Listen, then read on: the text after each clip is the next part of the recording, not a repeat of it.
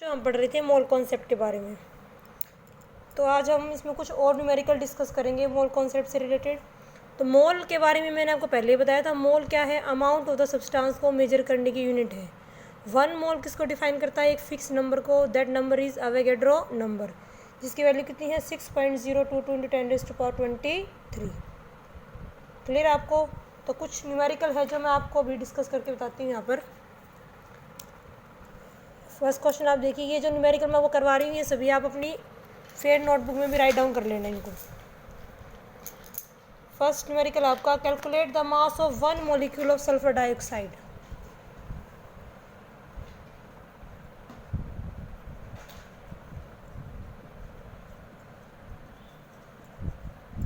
Sulphur dioxide का formula क्या होता है? SO2 आपके पास। अब देखो, आपको जब भी न्यूमेरिकल आए, या तो आप डायरेक्ट फार्मूले से कर सकते हैं, लेकिन डायरेक्ट फार्मूले की बजाय मेरा मानना ये है कि आप अपना सिंपल कॉन्सेप्ट लगाएं जो 1 मोल के लिए लगाते हैं आप।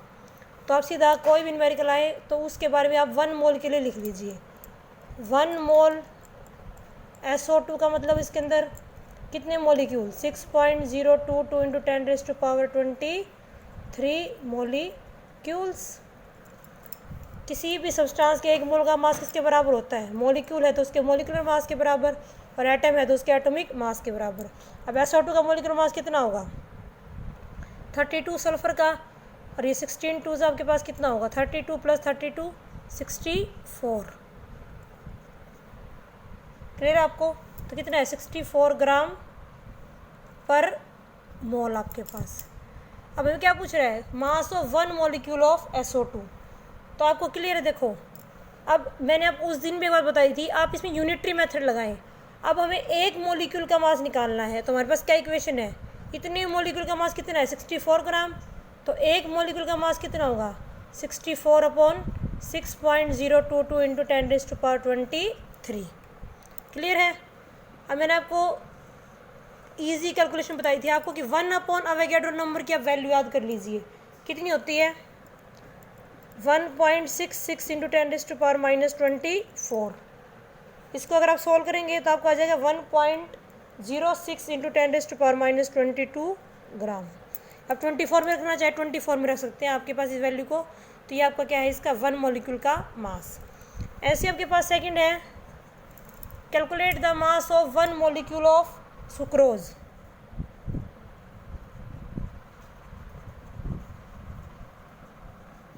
सुक्रोज का फॉर्मूला क्या होता है? C12H22O11।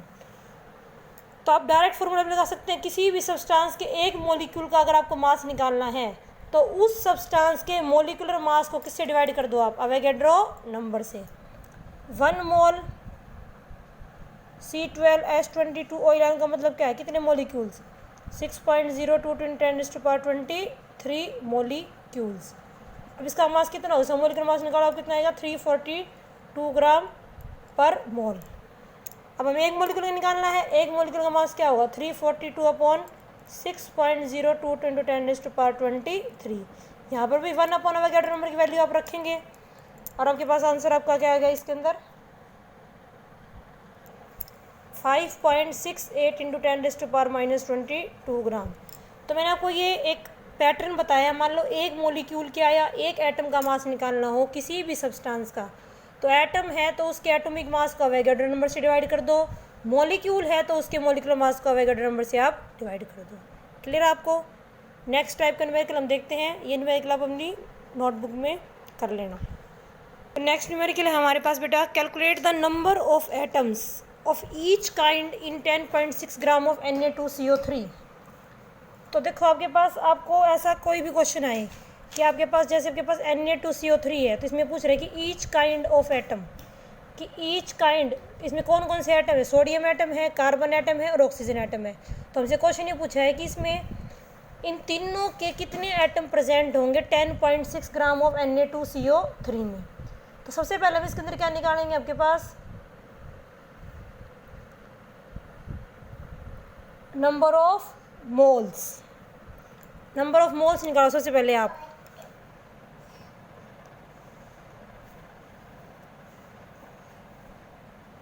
नंबर ऑफ मोल्स कैसे निकालते हैं? गिवन मास कितना है? 10.6 ग्राम, और इसका मॉलिक्यूलर मास कितना होगा Na2CO3 का आप निकालोगे तो प्लस आप निकालेंगे आपके पास कितना होगा 23 multiply by 2 plus 12 plus 16 into 3, ये आपके पास आएगा 106 ग्राम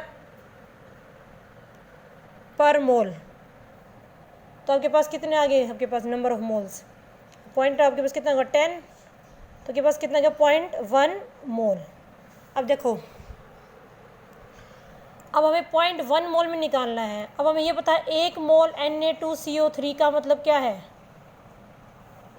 जब भी आपको कोई फॉर्मूला से दिखे 1 मोल Na2CO3 का मतलब इसके अंदर क्या है, ये 2 मोल क्या है Na एटम,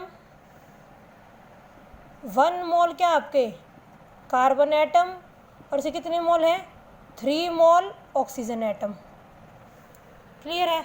अब मोल का मतलब क्या है, अवोगाड्रो नंबर 2 इंटू में 6.02 × 10⁻23 Na एटम, 1 इंटू में 6.02 × 10⁻23 कार्बन एटम, 3 इंटू में 6.02 × 10⁻23 ऑक्सीजन एटम। तो 1 मोल में आपके पास हमें पता है इतने एटम है, तो 0.1 मोल में कितने एटम होंगे आपके पास, मल्टीप्लाई बाई 0.1 मोल। तो आपके पास क्या होगा 1 मोल में कितने सोडियम एटम है 2 इंटू 6.02 इंटू 10⁻23, 0.1 मोल में कितने होंगे 0.1 इंटू 2 इंटू 6.02 × 10⁻23, तो कितना हो जाएगा, ये 10 करोगे आप, एक पावर ऊपर जाएगी आपके पास, तो 10⁻22 यही हो जाएगा आपके पास। तो 1.2044 × 10⁻24, अगर आप इसमें 12 पॉइंट कर देते हो तो के पास कितना होगा 20, 2 2 ज़ा 4, 2 2 ज़ा 4, 2 6 ज़ा 12 आपके पास, तो के पास 10 की पावर ऊपर जाएगी 10 की पावर 20,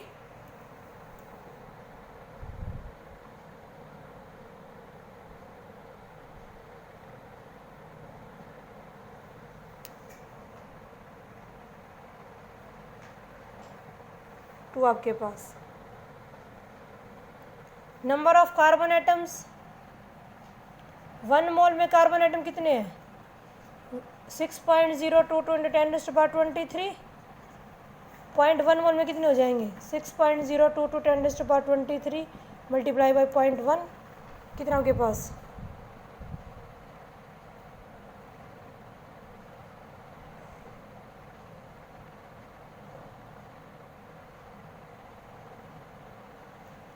6.02 × 10⁻22। ऐसे आपके पास 1 मोल में आपके पास ऑक्सीजन आइटम कितने हैं 3 इंटू में 6.02 × 10⁻23, और 0.1 मोल में कितने हो जाएंगे 0.1 इंटू 3 इंटू में 6.02 × 10⁻23, इसको करो 3 2 ज़ा 6, 3 2 ज़ा 6, 3 6 ज़ा 18, 18.066 × 10⁻22।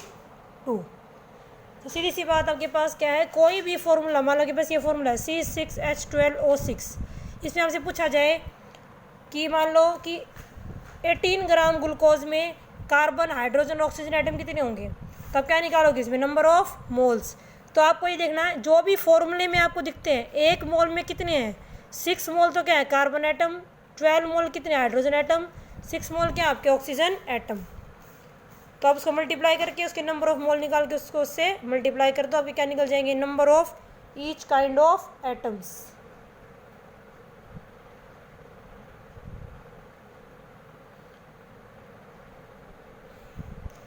क्लियर आपको ये चीज़। तो ये आपके क्या है अलग अलग टाइप के एटम किसी भी मॉलिक्यूल के अंदर।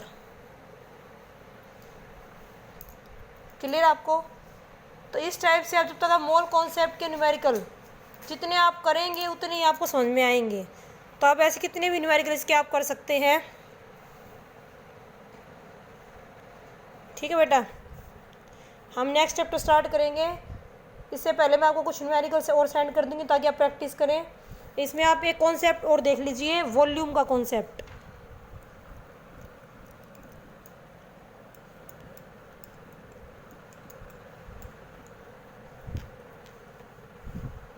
कल मैं आपकी जूम क्लास लूँगी मोल कॉन्सेप्ट से रिलेटेड ही, उसमें किसी बच्चे को डाउट है तो वो आप मुझसे पूछ लेना। इसलिए मैं पहले ही बता रही हूँ, कल आपकी जूम क्लास ली जाएगी। अब आपके पास एक वॉल्यूम का कॉन्सेप्ट आपके पास, 1 मोल कोई भी गैस है आपके पास, गैस आपकी कोई भी हो सकती है, H2, O2, N2, Cl2, F2, gas की बात करें हम, हीलियम, नियोन, आर्गन, क्रिप्टॉन, सभी गैस आपकी है, ठीक है। 1 मोल ऑफ एनी गैस किस कंडीशन पे, एट STP।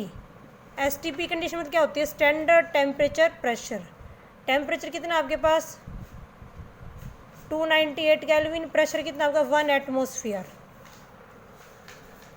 क्या आपके पास 1 एटमोसफियर आपके पास। तो STP कंडीशन के ऊपर कोई भी गैस है आपके पास, चाहे गैस कोई भी हो आपके पास, हमें गैस से मतलब नहीं है, कोई भी गैस हो सकती है आपकी, STP कंडीशन के ऊपर 1 मोल किसी भी गैस का है आपके पास, तो उसके अंदर हमेशा कितनी वॉल्यूम होगी, 22.4 लीटर कितनी होगी आपके पास। STP कंडीशन पे आप टेम्परेचर सॉरी ले लीजिए 273 केल्विन।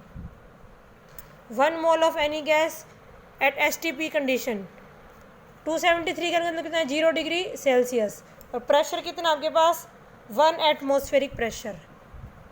तो इस कंडीशन पे कोई भी गैस आपके पास, तो उसमें कितनी वॉल्यूम होगी 22.4 लीटर, और उस वॉल्यूम का मास किसके बराबर होगा, मोलिकुलर मास ऑफ गैस। जैसे मान लो हाइड्रोजन है तो कितना हो जाएगा 2 ग्राम, और ऑक्सीजन है तो कितना हो जाएगा 32 ग्राम, N2 है तो कितना हो जाएगा 28 ग्राम। तो ये आपका एक न्यू कॉन्सेप्ट है जो मैंने आपको बताया है, इससे रिलेटेड न्यूमेरिकल भी आपको मिलेंगे कि कोई भी गैस है अगर STP कंडीशन पर, या आपको NTP भी दे रखा हो या STP आपके पास, तो आपके पास क्या होगा, उसमें कितनी वॉल्यूम होगी 22.4 लीटर। इसको आप मिलीलीटर में करो तो ये कितना हो जाएगा, 1 लीटर में कितने मिलीलीटर होते हैं 1000 से मल्टीप्लाई करो कितना हो जाएगा 22400 मिलीलीटर। तो 1 mole of any gas at STP condition contain 22.4 litre of volume. आ रही बात समझ में। तो गैस का कोई क्वेश्चन हो, STP कंडीशन हो, तो वॉल्यूम कितनी होगी 22.4 लीटर आपके पास। क्लियर है? Thank you, have a nice day.